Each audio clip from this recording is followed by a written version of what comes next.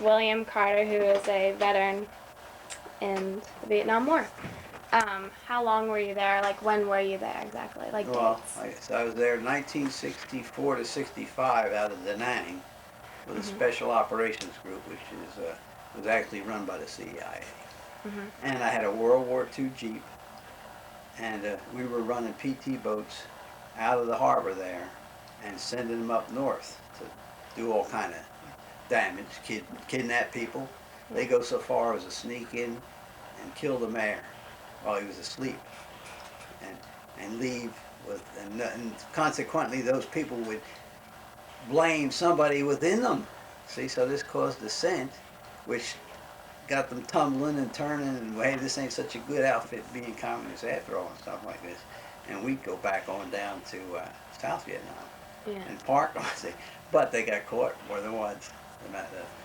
That what happened was the North Vietnamese also bought the same kind of PT boats, Hmm. or because the China would pay for them, and chase them back down. And we had one come in with a big hole blow right outside of it, but seeing as they were plywood like they were, it didn't sink. Did you ever go on those boats though? Well, I just go walk on and get off them. That's close enough as I wanted to be. Yeah. Plus my job, and I was with three Filipinos who had been with the CIA for years, since I guess when Philippines were. And this Tucker Gugelman, he was the guy running everything in South Vietnam. He was the head CIA in all South Vietnam. But seeing as all the fun was up north there in Da Nang, he stayed with us. I ended up being kind of his chauffeur.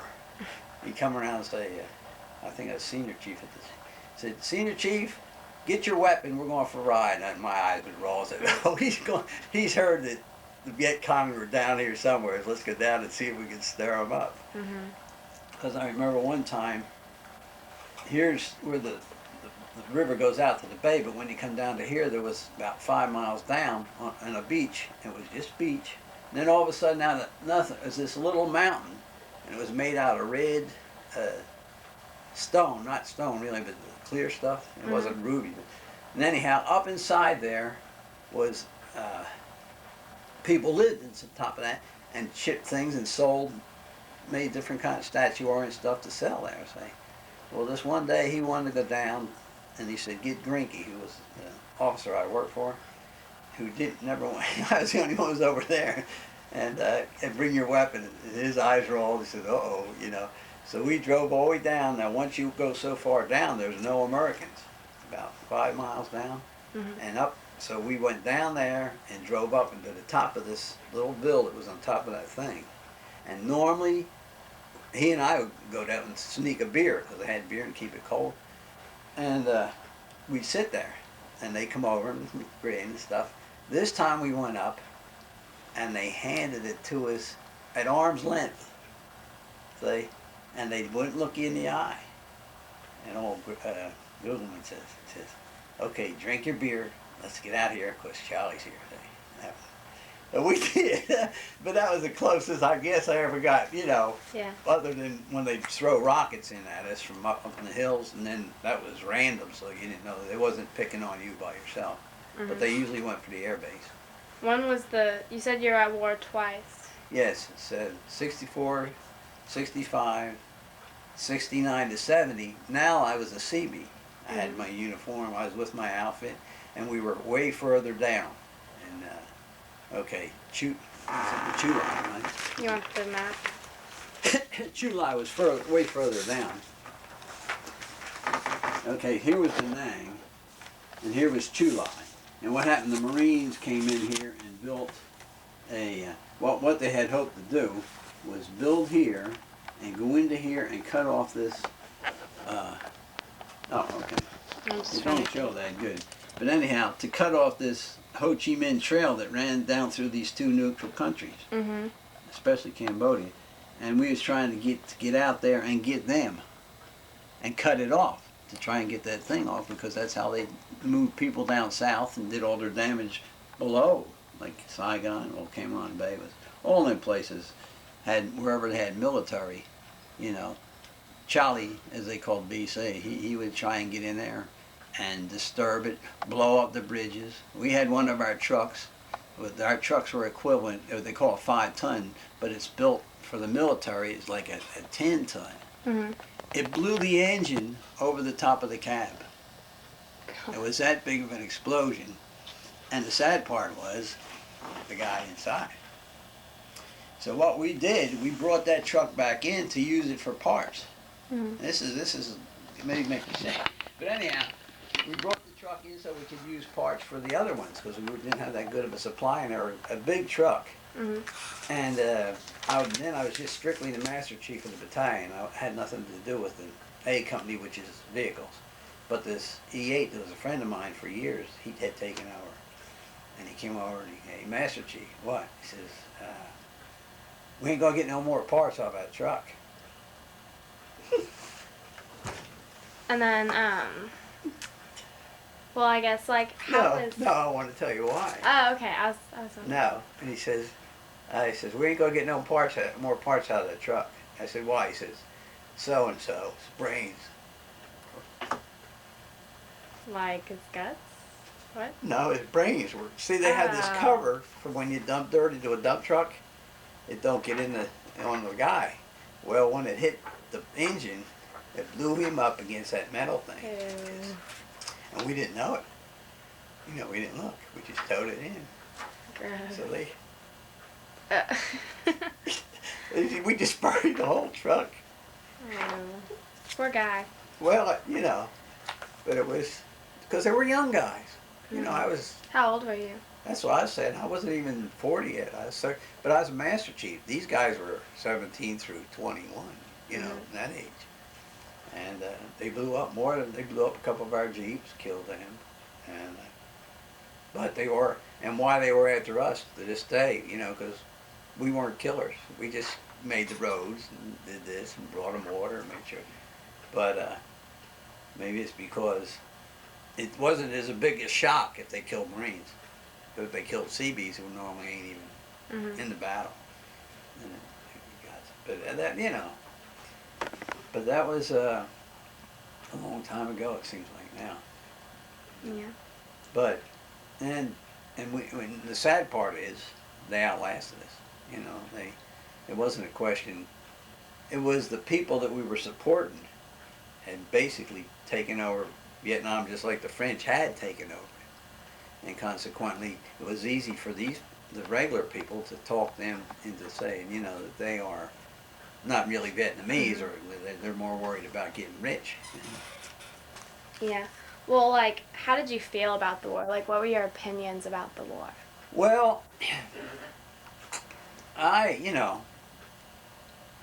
Did you agree with it?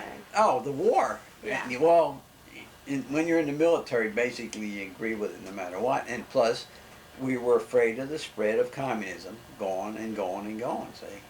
And that had been since Korea too. Mm-hmm. And so we felt like we were stopping the expansion of communism, and we felt that was the thing to do. And plus even in the Philippines, which had been belonged to the United States at one time, they had Hucks, as they called them, and they were communist Filipinos that tried to disturb things, but they didn't have enough help. Like, what was life like living there, like on the base, like at nights, and having to be scared of the things being... Well, of course, here would be your hut. In my case, it was only 4 of us because we were senior enlisted, and the other guys were what we call white hats in the Navy, or, the word lower. They would have 6 in a hut. And basically it was just a tent with sandbags around the bottom, so should anything come in, it wouldn't get through the sand and kill you in your bunk. Yeah. But, okay. Now say me again. What was the other? Like, what was life like living Okay, there? we ate good. We had our own chow hall. Matter of fact, a lot of the special operations group guys weren't, more or less, stayed away from everybody. They would come and eat at our chow hall because we had better food than the Marines did, because they operated off of rations. Mm-hmm. We managed to get off the ships. We managed to get fresh food or stuff like this. But so you felt like you was doing better than they were anyhow. did y'all have, like, we read this book called The Things They Carried, and it was about this guy who was in the Vietnam War, and he pretty much wrote a book of, like, all these different stories of when he was there. And, like, they talked about, like, parties they would have, like a movie theater on the base and stuff. Oh, yeah, we built, we even did, you know, like, but you basically, it was, well, in ours, we just used a little building.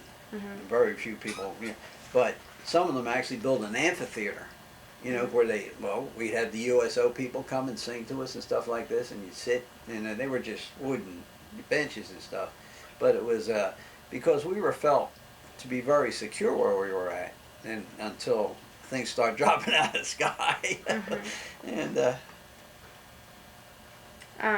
like, did you bring anything with you to war, like pictures or well, you always, personal items? Oh, you always do that, yes. You know, because matter of fact, we had wooden lockers that had been made out of things that carried shells at one time. We put a great big thing, have a hinge, and you had your family's picture stuck on them, and then you had your clothes stuck in there. And a lot, even put like a, I wouldn't call it a canopy. Here's your bed, and it would stick out over here, and they would have all their family pictures and stuff like that. So yeah, you gotta have pictures. Yeah. Do you have any stories that you felt were like life changing to you, and you'll like remember for the rest of your life, and just kind of sticks out of all the other stories?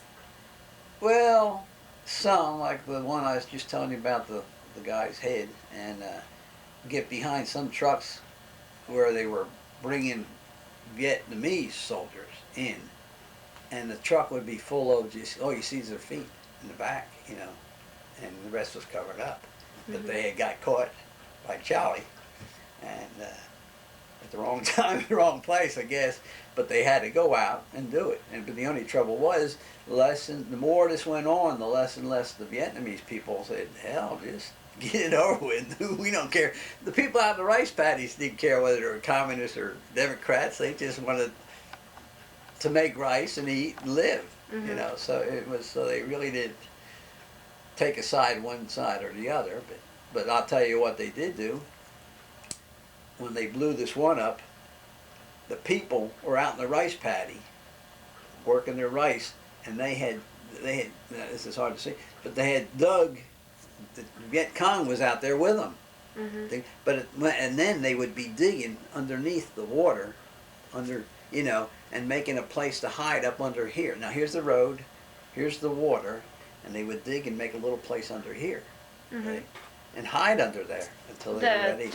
Like the civil, like it would just be like a hiding under, you know, a little. And these aren't people from war. These are just like people who live there, families, right? Or no, these people were actually Viet Cong that were doing this. But if they told, they didn't get the cut right the next day because they were probably dead or something.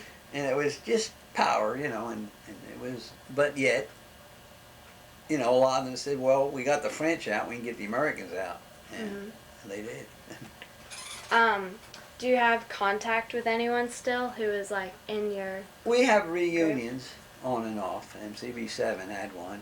And of course the other one, Special Operations Group, it just dissolved. It was all people from, well, we had 5 civilians.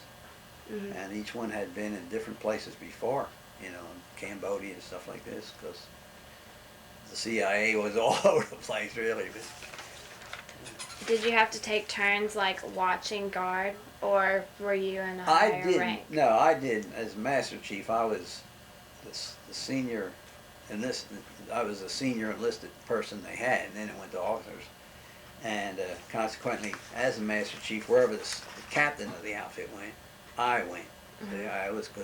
But the way I did it, so when we went out to a place where we had a group of men, maybe about 40 men living alongside the highway, I would go and ask them how they were being treated and make sure they were, and I'd pass it on to the skipper, because he was first one was a good skipper. He, you know, as long as they're comfortable, as long as they're eating, you know, as long as they're safe, everything's okay. But the other one, he was a little more strict, and nobody liked him. Let's put it that way. What kind of food did you eat? Well, we ate rations, but not like the old World War II rations. They come in, but we also would get fresh food off the ships. See, Like the what Navy kind? ships. You know, just potatoes and stuff like